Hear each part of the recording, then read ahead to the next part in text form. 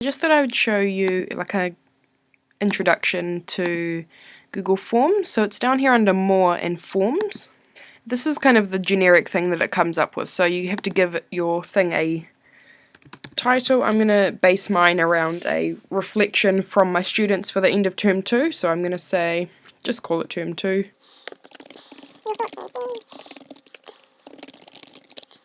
Now with Google Forms, you have to form the questions yourself. These are your little tools here, so add question, add title and description, add image, add video, add section. So just for a basic questionnaire, I'm just going to focus on the question parts. So,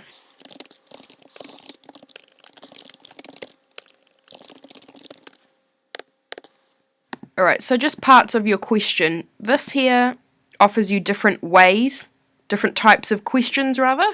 So you've got short answer and paragraph, which require the person to type. You've got multi-choice, so you can add as many choices as you want. Checkboxes, same kind of thing, but you can answer more than one. That's the difference between those two. Multi-choice, you can only do one answer. Checkboxes, you can do more than one. Drop-down, you provide however many answers, and then when the person is looking at it, it's a drop-down box where they click one answer. Linear scale, self-explanatory really, label 1. Self-explanatory, you can make it up to 10 if you want to, and then on their end all they see is this part, so they just have to click.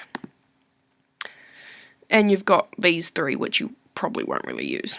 Right, so I'm going to change that back to this. Here you've got your duplicate, so just to reproduce the question was, I'm going to change this to Could be better at next term. this here required, always tick that, and the little star will come up there, so then the student has to answer the question before they can submit.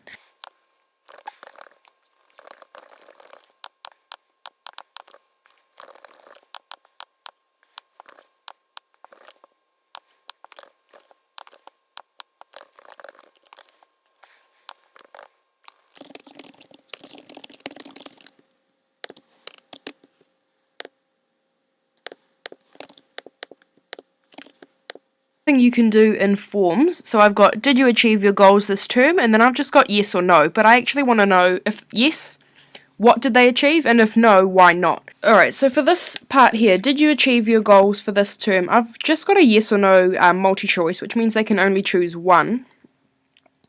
What I want to do though is I want to say if they choose yes, I want it to come up with another question saying what goal did you achieve and how did it make you feel kind of thing, and if they click no, I want it to be a different one to say why didn't you achieve your goal and how can you kind of do it better next time, or you know, what can you improve on. So here is add section 2, so I'm gonna just say So I'm just going to say, what goal did you achieve? Short answers they can write. And how did it make you feel to achieve this goal? And I'm going to hit short answer. I'm going to add another section, so that's my if you did achieve your goal. I'm going to add another one for if you didn't, so just add the question. Don't really care about the section title. What was your goal? Just out of curiosity. Required, yep. Why did you not achieve it? Next one.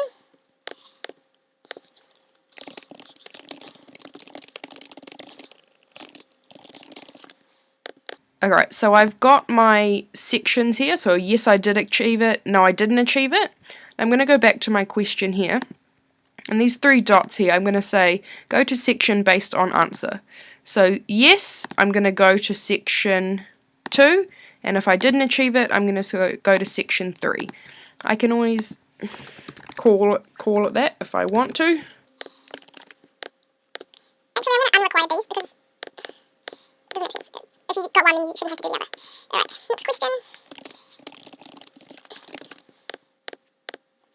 Alright, so that should be enough for me. What I'm going to do is I'm going to customize it. So I don't want it to be purple. That's kind of the generic, automatic default color. So I can change the color by coming up to this color palette here. Pink, green, lime, orange. Or what you can do is come to this image one, and you can scroll through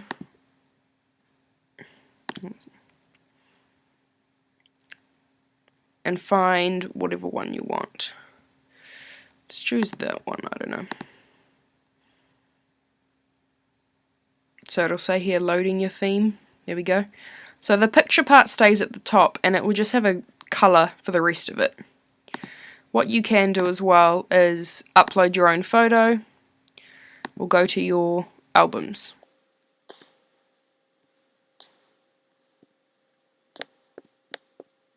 It's a limited size though, so it's going to look funny, but I'll just leave it at that.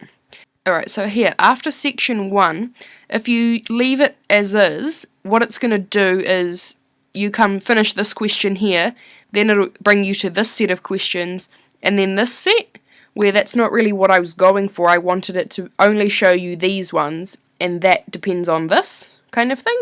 So what I'm going to do after section 1, submit form. After section 1, submit form. After section 2, submit form. Let's try that with our little eye. Just fill in some answers. Yes, and I want to go blah blah blah. There we go, and submit. It's exactly what I wanted. Because if I pressed yes, I didn't want to have to see the questions for no. So up in the settings here, this little cog, I can restrict it to Tamaki Primary School users, or I can untick that if I wanted to send it, if it wasn't for students, if it was a survey about the teaching profession in general, or whatever it is. I can untick that, limit to 1 response, so one kid doesn't reply 30 times. This part here, it depends what you're doing. For this one, I let my kids edit after submission, because they might think of something, or somebody might say something to them and it'll jog their memory and they want to go back and change it, so that's fine. Presentation just shows how it is, so you can shuffle the question order. It doesn't really matter to me. Show progress bar, yeah, sure, why not. Confirmation message, so this will pop up on this screen. Instead of, your response has been recorded. You can write it in like, thank you for your feedback. I will read it this afternoon and think about what exciting things we can do next term together. Save. Cool.